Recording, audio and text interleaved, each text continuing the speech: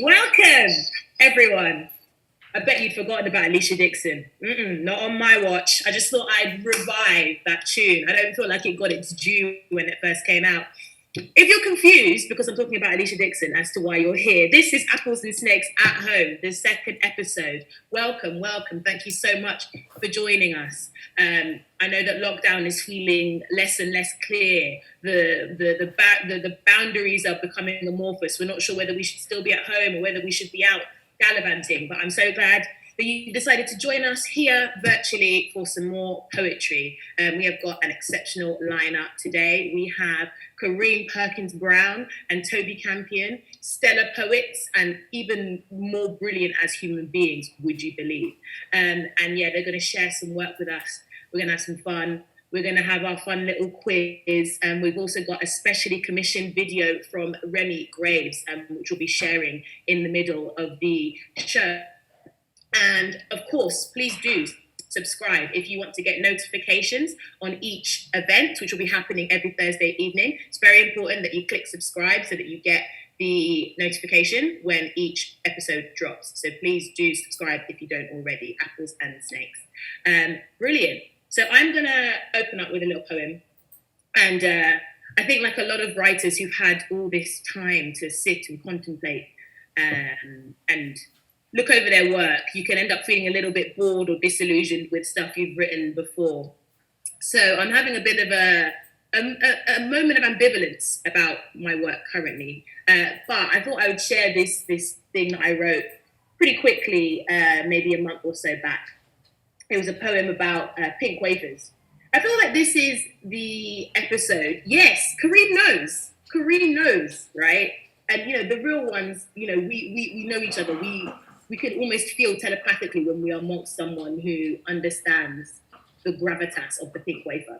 And much like Alicia Dixon, I feel like a pink wafer just doesn't get the ratings that it deserves. Yeah.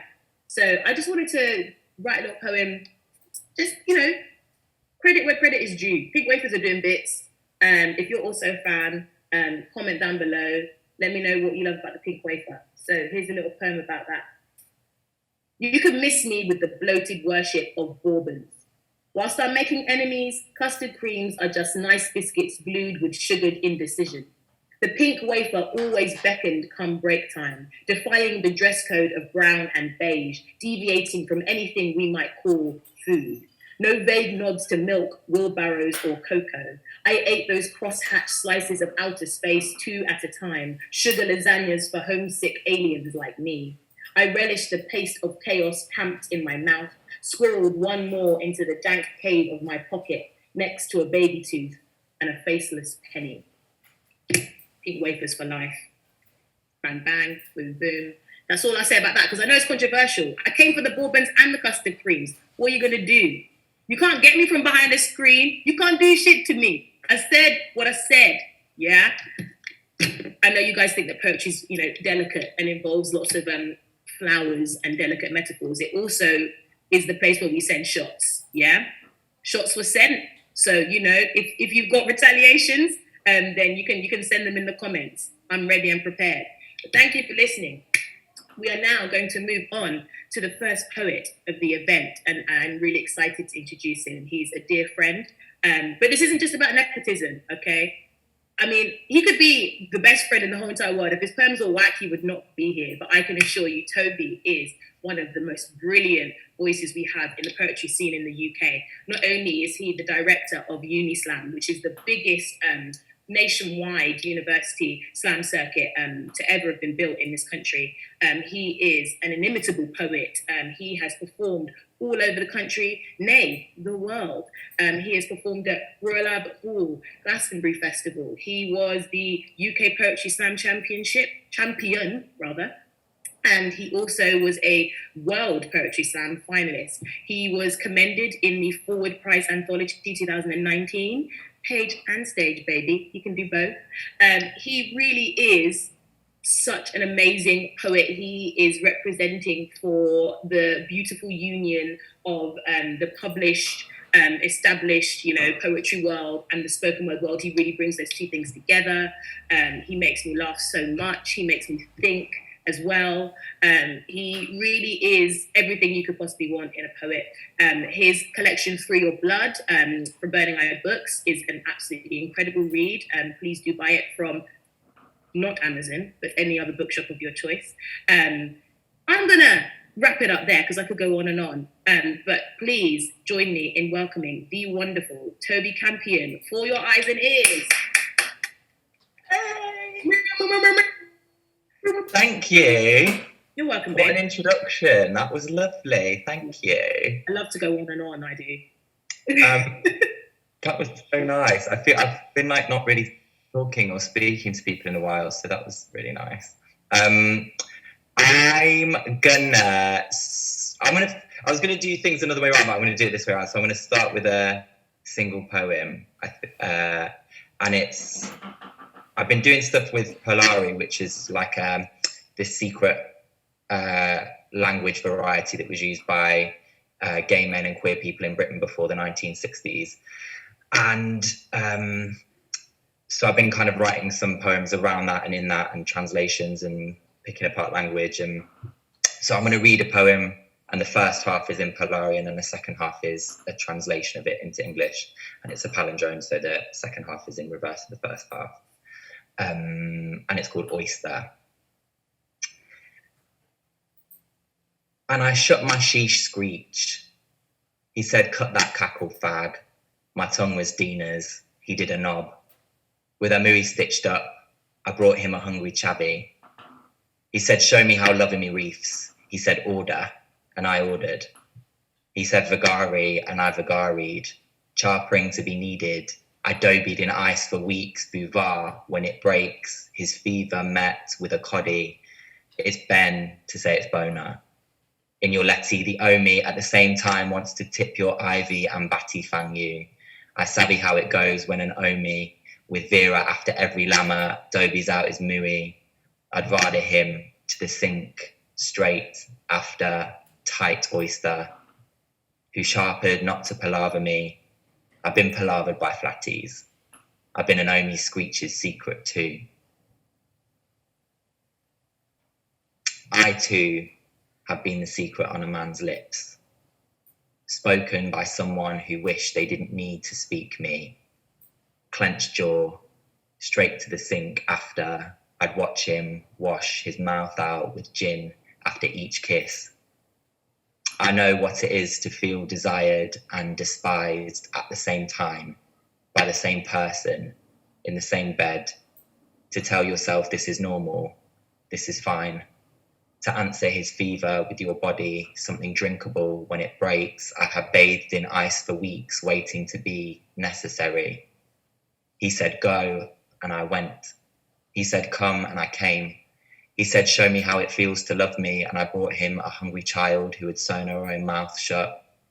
He rattled his tin, my tongue became coins. He said, shut your mouth, faggot, and I shut my faggot mouth.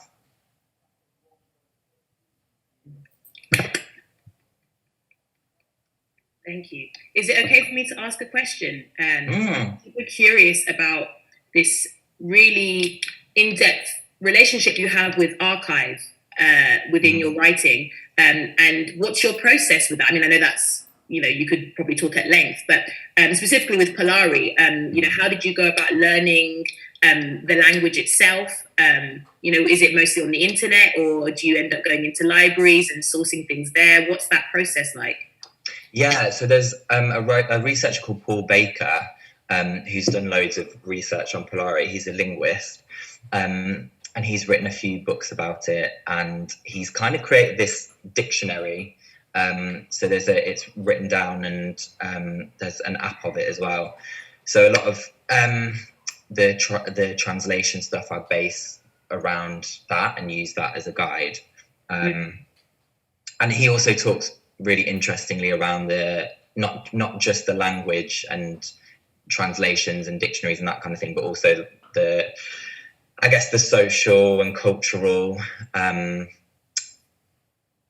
beginnings and endings of the language. where it came from, why it stopped being used, who was using it, and all of that stuff is really interesting. So if anyone's interested in knowing more about Polari, I'd point you to his work.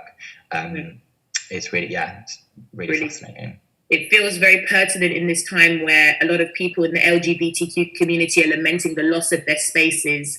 And some people would argue that that's because there's more acceptance, so they don't have to ghettoize themselves in the same way. But there does seem to be a sense of lament, I feel, for a lot of people in the community for these distinct languages or spaces or even ways of dressing or whatever else, as all of this gets to be absorbed by the mainstream.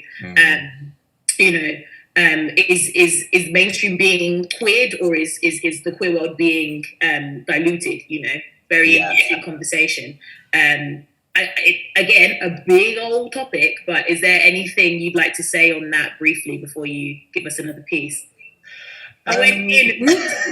I thought I was dipping a toe, and then I ended up. Let me get my highlighters out. There's a lot we could say on that.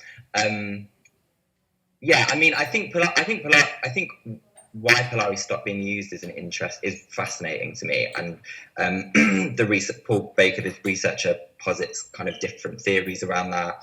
Partly it's it became popularized on this radio show that at the time was super popular around the country, and that's in the time when everyone would sit around and listen to a radio show. So there are questions of the mainstream being more aware of it. It also kind of coincided with the partial decriminalization of homosexuality, but actually there was still a need for people to be secretive, and therefore that wouldn't account for it. But he also talks about this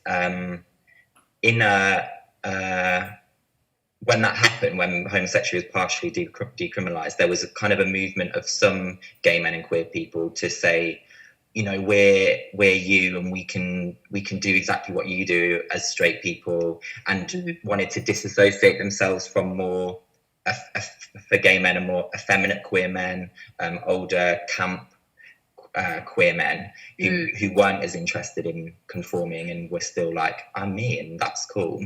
And Polari kind of was associated with that, and therefore, and I think that's still something that's especially for gay men, this question of masculinity and like fitting in with what we're told masculinity is. Right. That's still a huge thing in the gay world, I think, today. So looking at those things, I think are interesting, and I think that a lot, because it's a dead language, like essentially the death of it tells us a lot about where we are now as well, I think. Super interesting. Please do share another piece for us, Toby. Well, interesting you said that about queer spaces and languages. So I've kind of been thinking about also.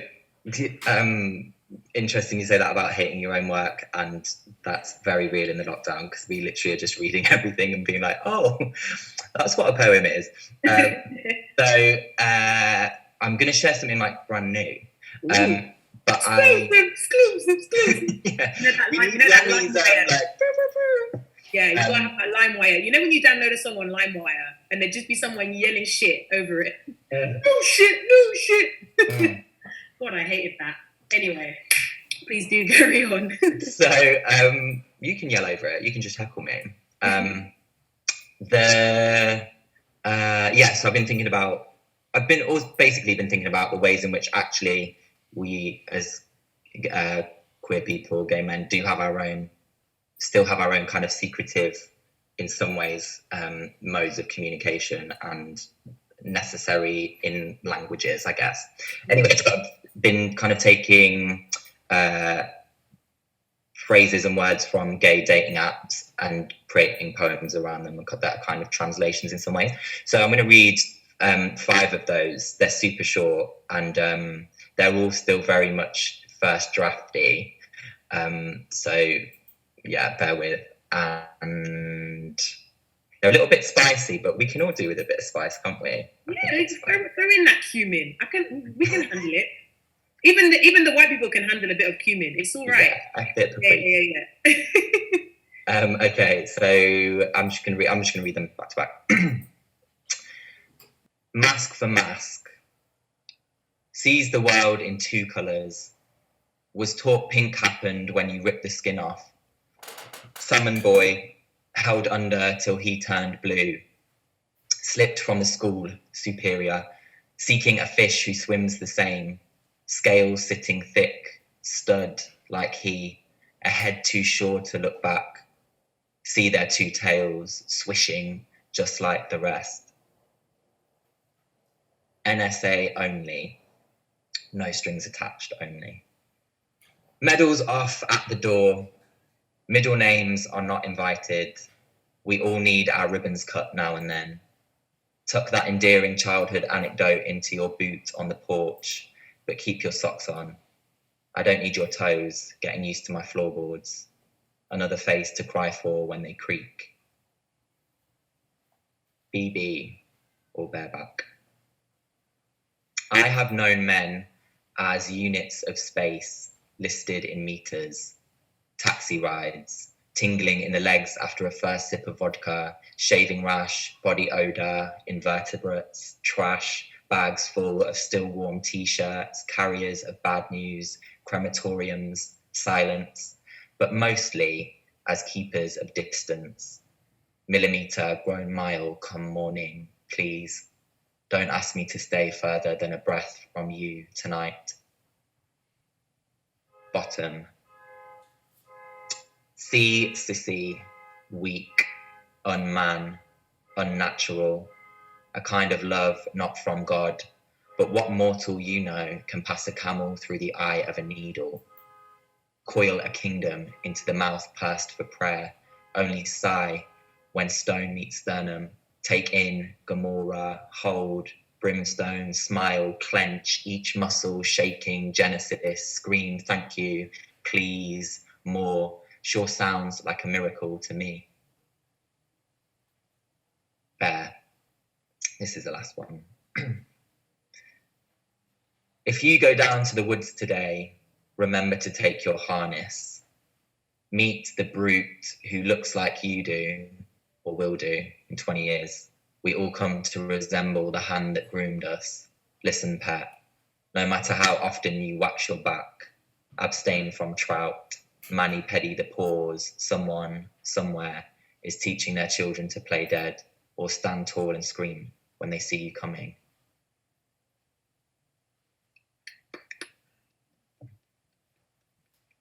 Thank you so much for that, Toby. Again, there's so much to mine there, and your work is, for all of its succinctness, it's so rich. And yeah, again, we could be writing dissertations and stuff. But let's hear your last piece, because we've got a lot more brilliant poetry to go, from Kareem and a video from Remi. So yeah, let's hear one more piece from you, pretty please.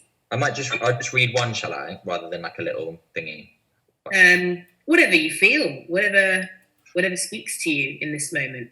Okay, I'll read one more. It's called Grandpa Terry. It's a banger. Oh, thanks. Grandpa Terry lets me stamp on his beer cans before he throws them away. They crunch into metal mince pies below my light-up trainers, and I tell him to drink quicker so I can jump on more, please. My sister performs a dance routine for him in the kitchen. Say you'll be there by the Spice Girls. And his cheeks are streams of tinsel. The only boy of 10 grandchildren, I've perfected my surprised face when unwrapping Superman merchandise. My mum and dad give me the only present I asked for. Winter sports Barbie. She comes drenched in a skin-tight glitter bodysuit, and her hair is a crimped blizzard. She looks how I imagine my dreams might look if I stuck their feet to a pink snowboard and asked them to lose weight. I call her Angela. Grandpa Terry watches from the back door as Angela glides across the frozen lake of my nan's bird bath. She sings Say You'll Be There as loudly as she can and skis through the air on her hands. Behind me, I feel Grandpa Terry's lips plie open and closed like my older cousins do whenever I mention Santa, wanting to say something, thinking better of it. Avalanche stopping just short of the village. Grandpa Terry crushes something below his thigh, turns his back, leaves me a beer can in the snow.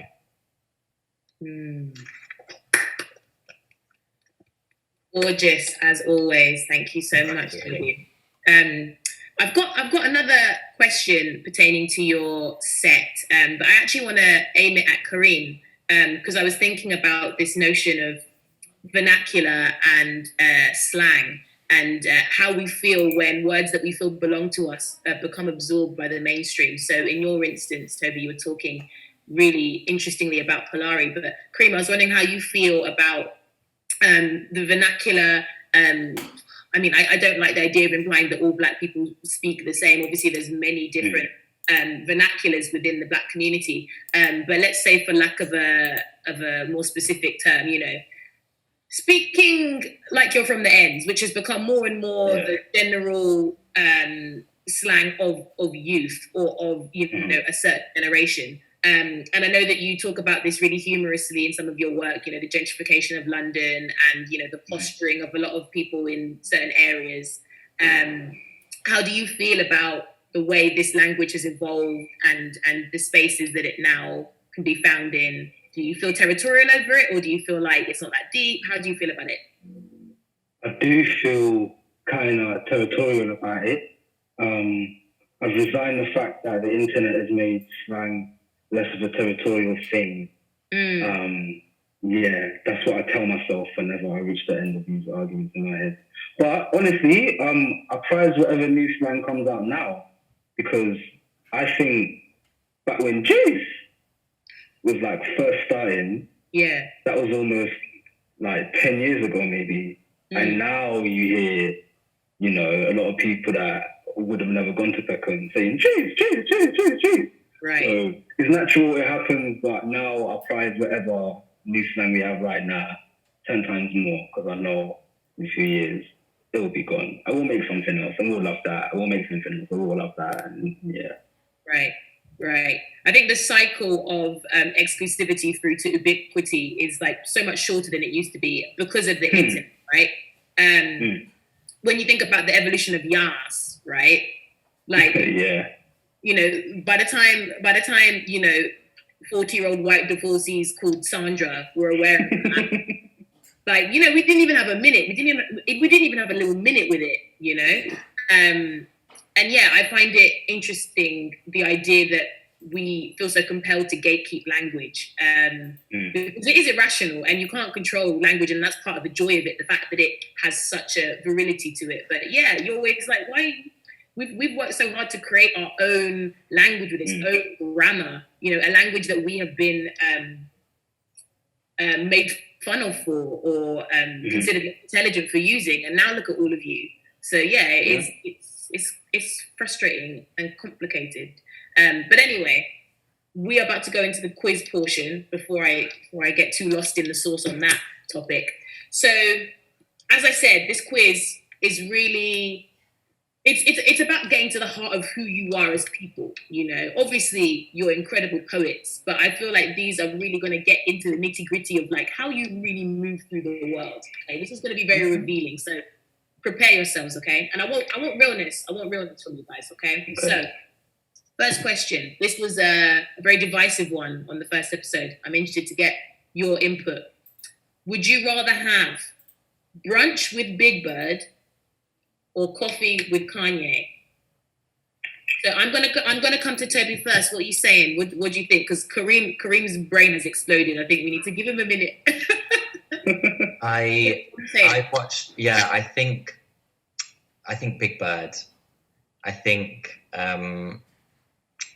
Kanye's got a lot going on, and I would leave him to it. And I would take a swerve with Big Bird, I think. Okay. You feel like Big Bird is would be a good conversationalist? Probably not. I feel I would like to get a bit more background on Sesame Street. Mm-hmm. What the background goss is, and I think Big Bird probably has some insights, and I think I just don't know if I'm prepared to handle a Kanye. Okay, yeah, I hear you. Kareem, what are you saying? Do you agree? Yeah, that's what I was gonna say. Who the hell is giving Kanye coffee? Who would be silly enough to give Kanye coffee? I don't know what the hell I'll check the big word about, but you know what you're getting if you give Kanye coffee, and that is a a strong no. Okay, interesting. Harry Baker felt like he had lots of questions for Kanye, and he chose coffee with Kanye for that reason. So that He is. wouldn't get a word in though. I'm sorry, like Harry Baker, we love you, but you versus Kanye on coffee is not a fair fight at all. It's not a fair fight. I mean, who said it was a fight? Why did you jump? Why did you jump to fisticuffs? Because Kanye would jump to fisticuffs. It's true. I mean, since his presidential bid, I'm even more. I think I'd have to have coffee with Kanye because I don't even have to talk. I'm happy for him to monologue at me because I have a big fascination as to what is going on with that man, even though he gives me a perpetual tension headache. But anyway, so that is 3 people for Big Bird and 1 for Kanye. Very interesting. So the next question: who would you have narrating your life? This isn't a movie of your life. I mean the voice that follows you in your head every day. So you've got choice between David Attenborough and Morgan Freeman. Who have you got narrating your life for you in your head as you walk about, going about your business? Toby, what are you saying? Oh, it's got to be Morgan Freeman, no? Yeah, why? What's that? Because he's great, and David Attenborough would just be. I already feel like enough of an animal. I don't need David Attenborough.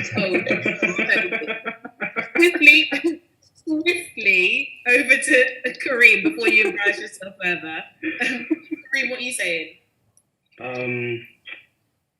Firstly, I take Would You Rather way too seriously, but here you go. I think David Attenborough would just be mad boring. He would just say, this is that because that. Whereas Morgan Freeman would add mad questions. Yeah. He would ask mad questions. Yeah. And I feel like I would value that more than someone says, a ladybird. Who says, why has it got to be a ladybird? Get me? Okay, yeah, I hear you. And Morgan Freeman's voice just has that gravitas, doesn't it?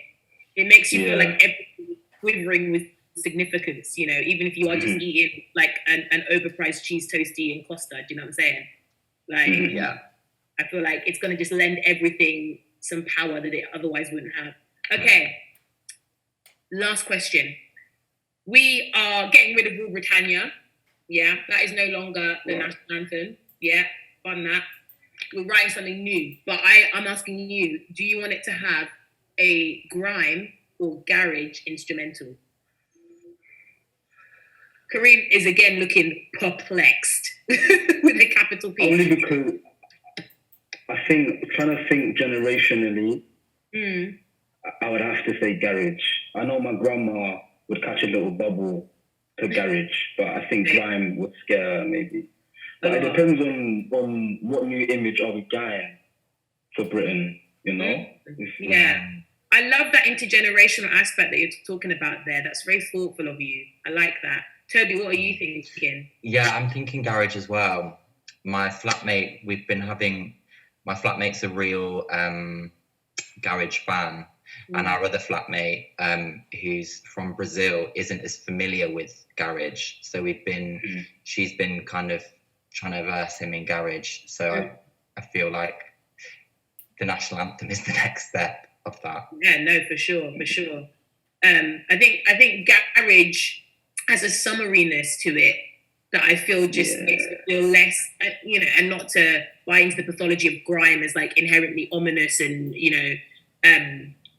dark sounding, but you can't not feel that all is right with the world when a bit of like Shanks and Boots is on. Like how could you ever fail?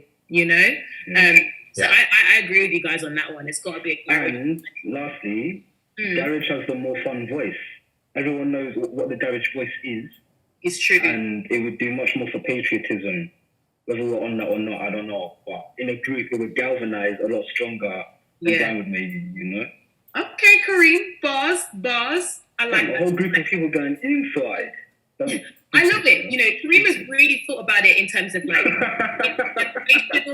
he's thought about it politically. He's thought about it as like a a tool of like community cohesion. And Toby's just been like, my housemate, all valid approaches to these questions. Are you right there, Toby, underneath all that shade? Can you see anything? Need to crack the window. I'm going to wrap that up there, but thank you so much for taking part in that quiz and giving us some really insightful answers. I feel like I've really gotten to like the heart of who you are as people with those questions. That's brilliant. We are going to have Kareem Parkins-Brown giving us an amazing set very soon. But first of all, we are going to offer you a fresh, hot, straight out the kitchen commission from Remi Graves. Apples and Snakes will be commissioning a poet for each of these events. And these are videos that are embracing the format of, Zoom technology and video technology, really trying to push this forward and make something of the creative constraint of how we're currently living. So we're going to play that for you now, and please do enjoy. I'm at 36,910 feet and dreaming, too far up to see the flames licking at the way we have been living. From this height, I see dances happening all around, light becoming water, cloud turning into lake, the sun catching its shimmer on the sea. The sky beneath me is full of gifts, a light show like nothing I've seen awake. I am a sleeping witness, filling with peace. The voices of my white friends interrupt the scene. They are checking for the first time in a decade, for centuries, forever, how whiteness is affecting me. I have no words. Turn my face every which way, searching for that healing skyscape. Shake my head, hoping for change to fall out of me like currency. I wake up mute, fists gripping the duvet in protest, intent on bringing that fast light from my sleep into my life awake. I am ready to see with eyes from my dream what nature has been saying in every cloud and waterfall, every bird and grain of soil. I am here. You can breathe. That really, I had watched the video and I wasn't sure what to expect, but that really moved me in a way I didn't anticipate, because she's touching on, very recent events with George Floyd and, the subsequent just mushrooming of attention around Black Lives Matter and other affiliated causes, and just that intensity of, I don't know whether you've had this, Kareem, just a flurry of white people in your DMs and in your WhatsApps and Facebook Messenger. Like people that I haven't seen since school, by the way, who I never like that, suddenly asking me if I'm all right, as if racism is some like hot new ism, as if it has always been there. And I love the contrast of that with just wanting to sit and watch the sky and have a moment and to move away and out of this thing that everybody seems to be very preoccupied with, but we've obviously been living with and knowing about our whole lives. Kareem, what did you think? I think Black people always just want to be in it, and so whereas like we do have all these other things to think about, especially artists. If I just like cats and I just want to make a whole film about the buffest cats in my area, that's not a comment on anything. It's just me just making a film about cats because I like cats in it. So I really appreciate Remi for saying that out loud for all of us. I love the line towards the end about I'm waiting for my dreams to tell me what everything else in the world has been trying to tell me.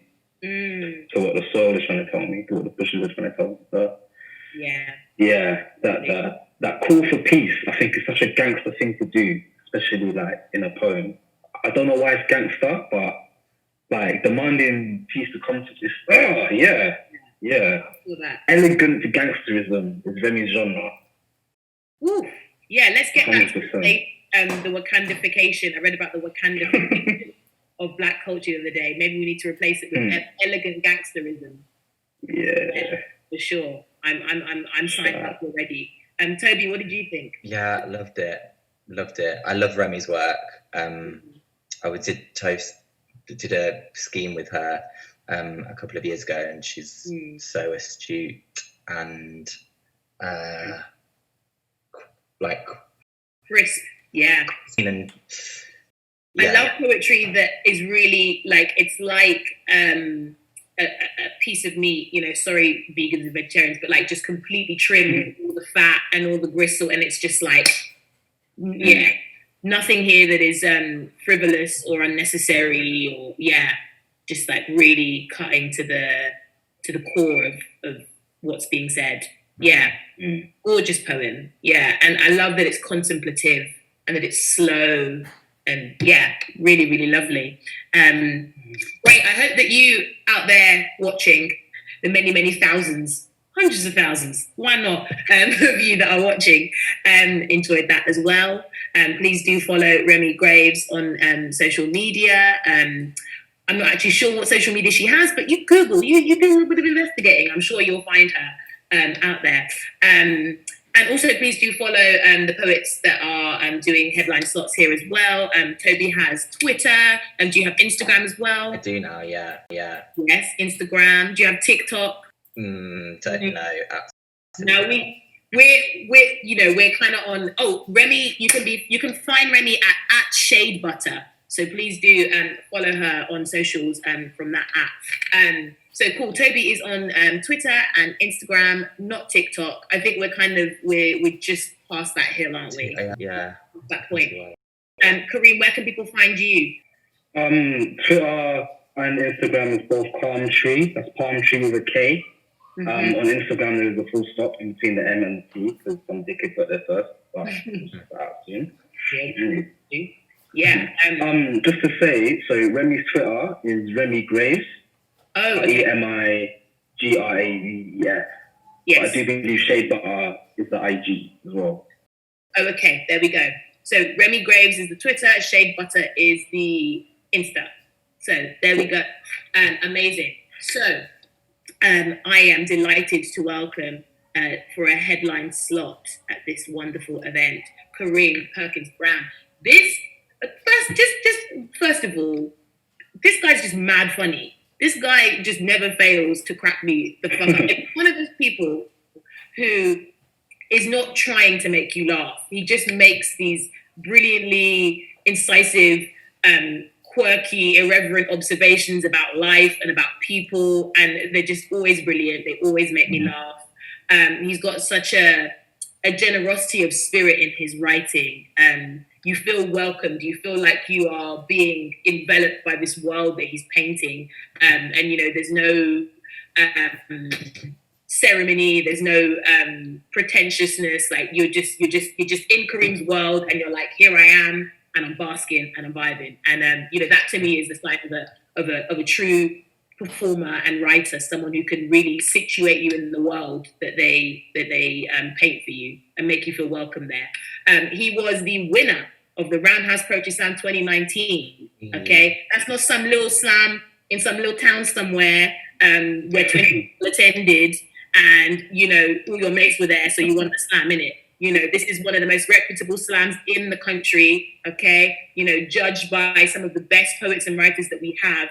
And my guy won it, so bop. He is just one of the most just fantastic people and poets you will ever have the joy to encounter. So I'm going to leave you to bask in his words now. Please welcome, everyone, Kareem Parkins-Brown.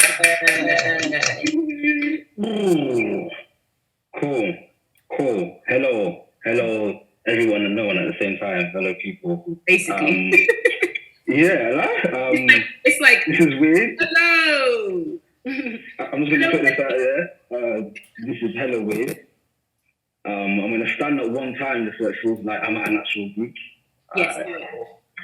Lovely jubbly. Alright, I've moved the bat. Cool. These are a few like shortish ones. Or they're short for me. Because man love a chat. This first one is after a poet called Wisława Szymborska. He was a Polish poet. Nobel Prize winning poet, you know. I did not know you could win Nobel Prizes for poetry. This is after a poem called Still Life. And this one's called Loved Ones, Nah. Loved ones, nah. At my time of death, I only want lost objects to return. An iceberg holding the phone that disappeared on snow day. Explain on my behalf that wanting to not be reached is not the same as being cold. A trolley of lost lip balm. I'll put all the lip balm over myself because it's a memorable thing to do on your deathbed. Even though I send separate invites to the key and the old front door, they turn up together. The door was still 25. We stay young for our soulmates. And lastly, £10 note that left my pocket while I was on Ryan's bike. Come back and I'll have to change you for a new one and then lose you again. Cool. This one. Hey, yo, blasphemy warning. Yeah, heavy blasphemy warning. It's called Dear God is a terrible way to start a prayer. I want to contextualize it. My grandparents on my mum's side, which were the only ones that I knew, no, my grandma's still alive, were like Pentecostal preachers from Jamaica, came here, lived all over the country. That's why I was born in Leicester, but I live in London because we just like followed them around basically. And my mum's an RE teacher, and I don't think she was prepared for the kind of conflict that would give me. But she's an RE teacher, but we go to church every Sunday and Thursday, sometimes a prayer meeting. So yeah, I feel like God, it's cool. Cool. Dear God is a terrible way to start a prayer. That's why you don't get answers. Any prayer that starts with Dear God deserves to go ignored. You should try the boss of loss, the one who ends my friends. Try my nuclear uncle, Forever Trevor, Lion Lamb. Try the warehouse of where and how. Try the imagination who imagined itself, the book that bullies the librarian, my long distance stalker, my molecule mafia. Try Mountain of Marmite. Try Casino of Calendars. Try Please, because I'm tired of looking like a beg.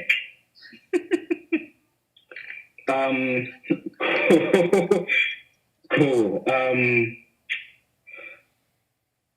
When lockdown officially started, I don't know why I went like this in such a stressed position when I thought about it.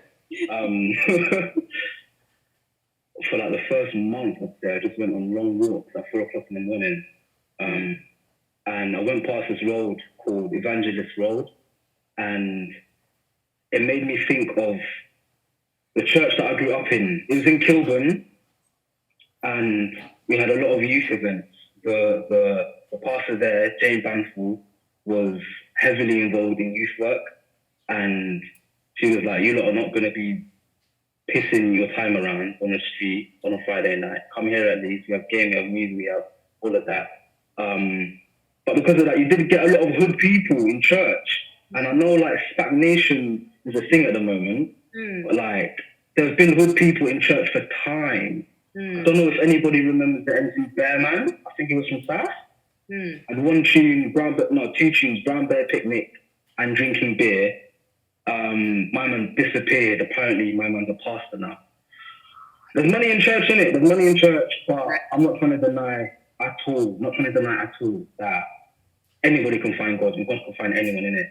But it's this world where there are hood people in church. Like, just get around that. Hood people on their knees going like this in church. Crazy. So trying to enter that voice, this poem is called Lord, Thank You for This Bad Bee. Lord, thank you for this bad bee. Thank you for her inability to ask questions. Because if she doesn't ask, I don't have to lie. And if I don't have to lie, I don't have to remember anything. Lord, thank you for front desk people who never asked to see the card. Lord, thank you for this 3 before 11. When Jerome pulls up in his rented Merc, it is your decision whether he crashes or not. When I bust my gun in McDonald's, Lord, thank you for the sense to bust it after I get my food.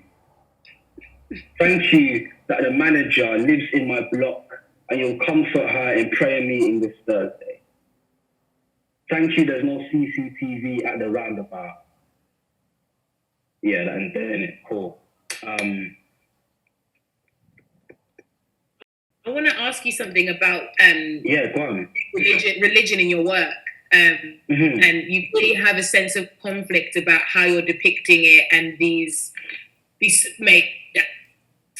warring factions between wanting to be reverent and respectful of not only the religion itself, but the fact that, you know, your family were the people who instilled that in you, but you clearly have this very particular slant on it. You know, you're bringing in the complicated fact that, you know, people who might be considered unsavory, or the people that would be considered the antithesis of holy or worthy of God, are in these spaces. And like how do you reconcile that in your mind? What are you trying to get to the heart of when you write about these ideas? I would say I'm trying to get to the heart of so that is a really good question. I've never thought of it. I think whenever I've been writing poems like these, I have a particular person in mind. There was a lady in church called Auntie Tolks, who just had no fear in telling us about the world. Like, she had no fear at all. She was like, listen, kids, sex is great, but you might want to wait until you're married, because if you do it when you're too young, you get too complicated and blah, blah, blah. Right. Like, just the fact that she started out with saying, look, sex is great, I feel like that is how God would address me. And I think going from a place where you address things so directly, whether it's what you want to hear or not, to a place where the message isn't as clear. Like if you're hanging out in a group of 10 people and Jerome says something to Marcus, everyone's going to say that Jerome said the same thing to Marcus. Jerome now goes to church on Sunday, and that one message is received in many different ways. And I think trying to reconcile that difference, or imagining what reconciling that difference is what I'm trying to voice in these poems, I guess. Because the roadman, like road people, didn't really speak up much in church. And when they did, it was a mad pious point. It was mad, like, philosophical. Right. So I guess what they would say if they would keep on talking. Yeah. I guess is what I'm trying to get at. And like, God is a G as well. God is an absolute G. No matter who you think God is, you respect the fact that your life comes from them, and they express themselves through you. Whatever that could be, a grand purpose, like whatever that is. That's a G thing. For you to be walking in that, that's a gangster thing. That's a G thing. Yeah. That's so G. It's so G. And so, I love this. You remind me a lot of Michaela Cole in your ability to embrace the nuance and complexity of what other people would dismiss as like road language, the culture of the end or whatever else, which people from the outside can never understand the complexities of. They just see something that isn't, by their estimations, elevated or sophisticated or canonical. But I love that you really, not only do you embrace it, you actually force people to realize, people who don't already understand this, that actually this isn't some sort of like crude or simplistic world or language or way of seeing. You know, it's its own thing, and it's not measured in contrast to your world or in contrast to your language or in contrast to your writers. It's actually its own thing entirely. And I feel like really captured that. And I make Michaela Cole reference as well because I'm watching I May Destroy You. I don't know whether you are as well. And I feel like she's so unapologetically writing about, you know, these spaces where people live on estates, but not pathologizing them. She's using like London vernacular but not in a way that's supposed to like decode it for people who are uninitiated. Like she just shows it, and like that's it. It's the end. You know, there's no I think she is also a G, as are you. You know. Oh, thank you. Likewise. Do you recognize G? Yeah. Do you recognize G? Yeah, man. And no, I think I like the Michaela Cole comparison only because like we're both black weirdos. Yes. Like we're weird. We're weird as hell. We're weird as hell. Yeah. For a long time that wasn't allowed. We weren't allowed to be weird or quirky or talk about anything other than our blackness. Yeah, for the longest time that was the perceived notion that I certainly felt. And you're totally right. And I think that's one thing I really noticed about Michaela Cole from the jump was like, she's like a really like not very cool, jittery black girl. When do you ever get that? Like, like always like mean, or they were like really cool and intimidating. They didn't get to do all the sort of like irreverent, like, oh, I'm a bit useless and a bit like silly thing that white girls got. So yeah, she was the first person to show that on telly in a major way, I feel. So the person who plays her younger brother in Chewing Gum, I went to after school club with. I think we went to the same primary school, but I definitely saw him around when I was younger. Definitely, right. Yeah. That's so cool. And she's really good. She's really good at like bringing like, you could argue undersung like black actors and make into her world, and like, you know, because she's doing HBO shows now. She's up there, but she's bringing her people with her, so it's cool. I just want to like ask one more question to the both of you, tie this all up. I feel like obviously you're very different in the themes that you are addressing and your stylistic registers, but I feel what brings the two of you together as poets is that you might find yourselves often speaking to audiences that are unacquainted with the world you're coming from, with the experiences you're talking about. How do you deal with that? Or do you feel like that's not even your job to think about? Or is it something that you consider? Do you feel like audiences respond to you a certain way when they're not coming from your experiences? And what's been your relationship to audiences in that regard? I'll start with Toby. Yeah, I guess I've kind of been thinking about that with like queer, especially writing Polaris stuff and queerness and exploring that in the work, and realizing that I can only ever be just some person writing poems in a room from my experience rather than a representation of a whole group of people, you know.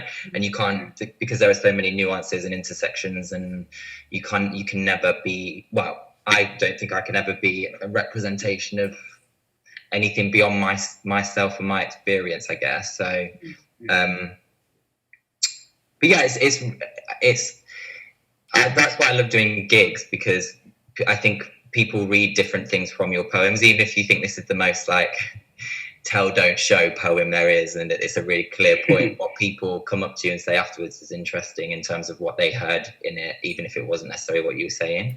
And does that go like well and badly? Like, is there ways where you're like, oh, that's actually really interesting that you had that, or does it sometimes feel really affronting that someone's taken something specific and gone, that's kind of like this thing that happened to me, even though it's absolutely not. Yeah, well, I mean, you can never, you can't harness it. It's once you've given it out, it's there, isn't it? It's for anyone to say what they want to say, or like take it in whatever way.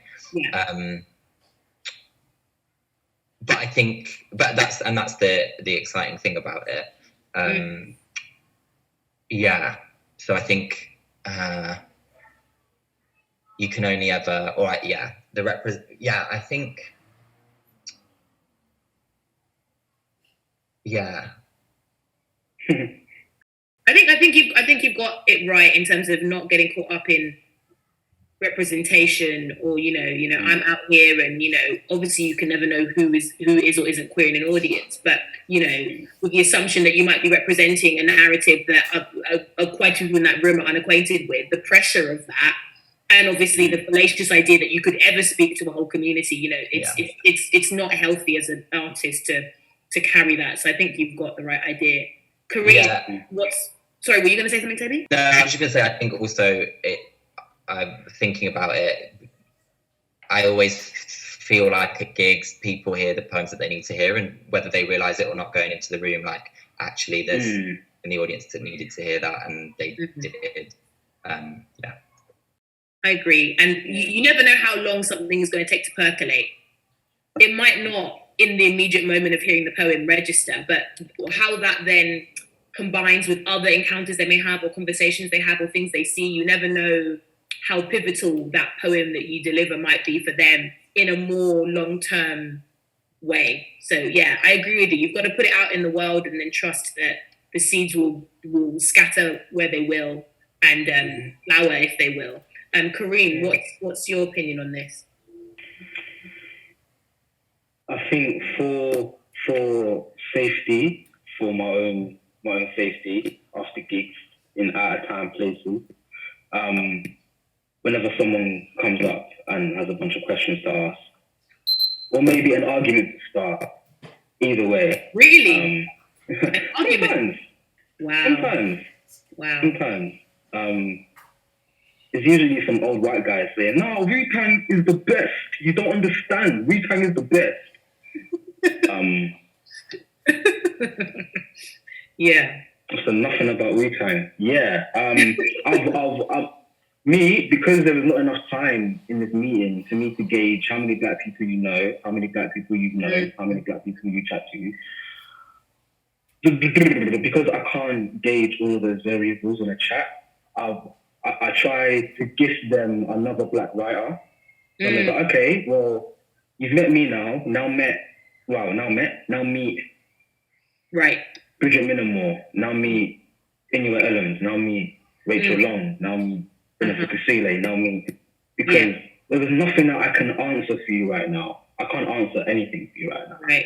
Yeah. And I think letting them understand that I'm addressing questions myself, the fact you've got questions too, is a good thing. It means it's worked, but my G, I'm not Google right now. I'm really not.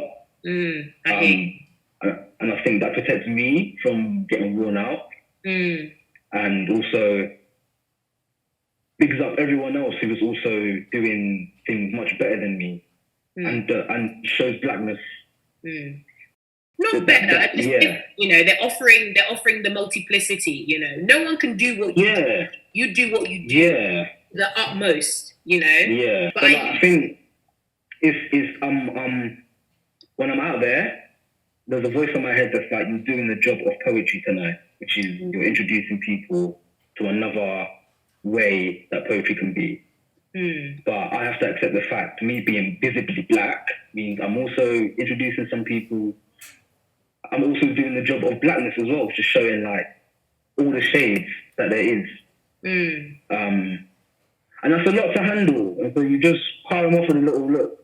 Thank you, appreciate it very much. Chat for as long as it's organic, then boom, there's a whole world. Into the whole world.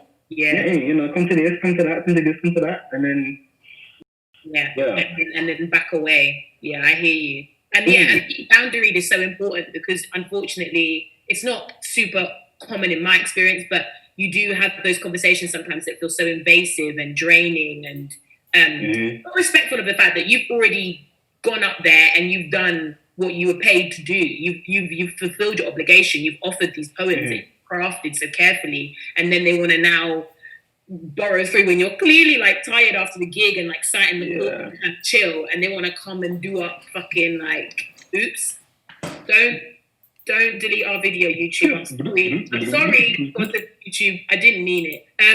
They want to come up and do as you say, some sort of argument or whatever else, and I think it's so important to be boundaried in those instances. I mean, if you're up for the argument, then you can go in, but more often than not, you are not. You want to drink and chill, or you want to go home, or whatever it is. So I think that's such a word. And anyone listening who is a performer, like, never feel rude or feel like you're not being forthcoming. You've done what you were there to do. You've already given of yourself to a really generous degree. No one should require more of you than that. So I think that's a really, really nice way to round things off. This has been such a vibe, guys.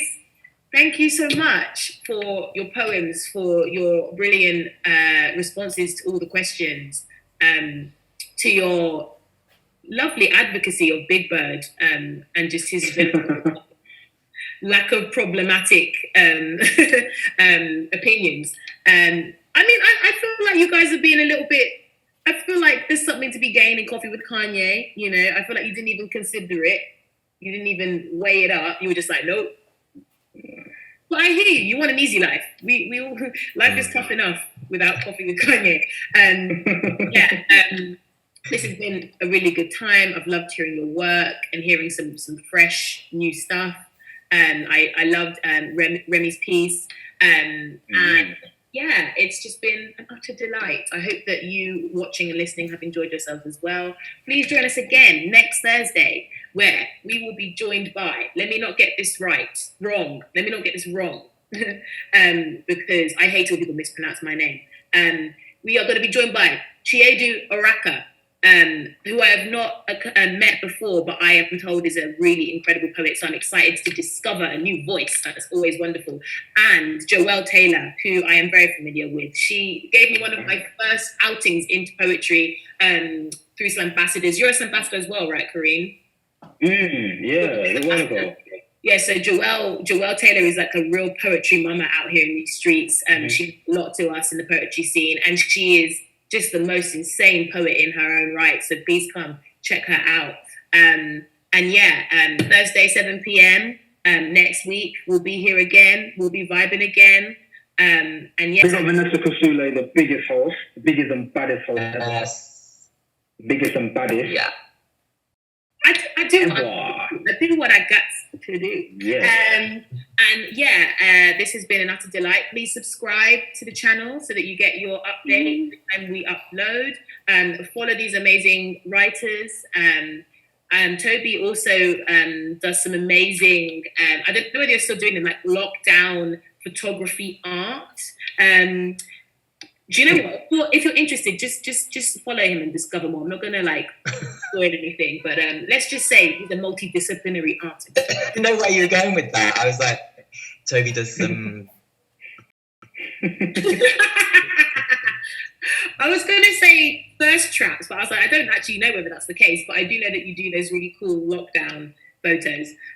But yes, thank you so much for joining in and watching, and I will see you next week. Take care of yourselves. Thank you.